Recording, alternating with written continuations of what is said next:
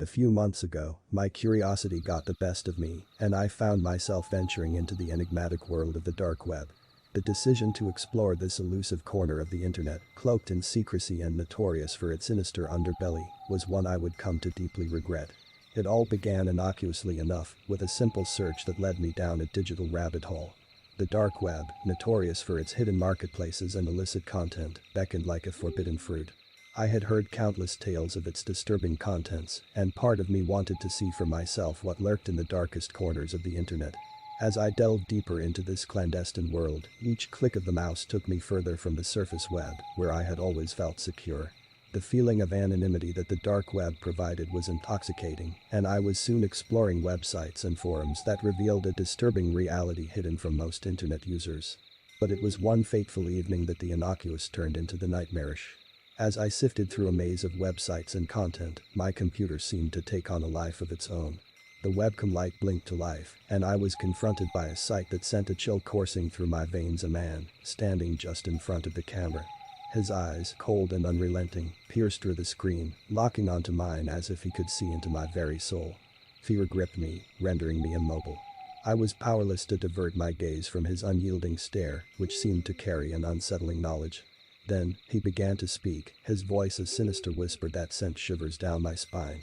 The words he uttered were etched into my memory like a haunting refrain. He recited my home address and the exact apartment I resided in, as though he had known all along.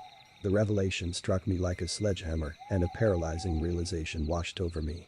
My privacy had been brutally invaded.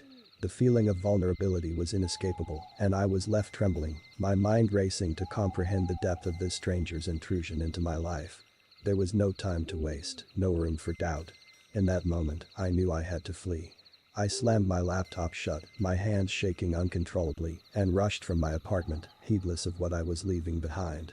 I needed to seek refuge, and my friend's place became my sanctuary for the next 2 days, a brief respite from the terror that had gripped me. During those 2 days, I couldn't shake the relentless fear that the stranger might track me down once more. The looming dread was inescapable. I couldn't bear the thought of returning to the place that had been violated, and so, I made a life-altering decision. I moved to a new apartment, miles away from the old one. The incident continued to haunt me, a specter of terror that refused to fade. The knowledge that I had come face to face with a malevolent entity capable of unraveling the fabric of my life was a burden I couldn't shed. The very thought of what might have occurred had I not acted swiftly was a torment that lingered. My resolve was crystal clear. I would never return to the dark web. The experience had scarred me, and the memory of it still sent shivers down my spine. The story I share serves as a solemn warning to others, a chilling testament to the dangers that lurk in the shadows of the internet. Sometimes, the abyss of the dark web holds secrets too sinister to confront, and curiosity can prove to be the most perilous of motivations.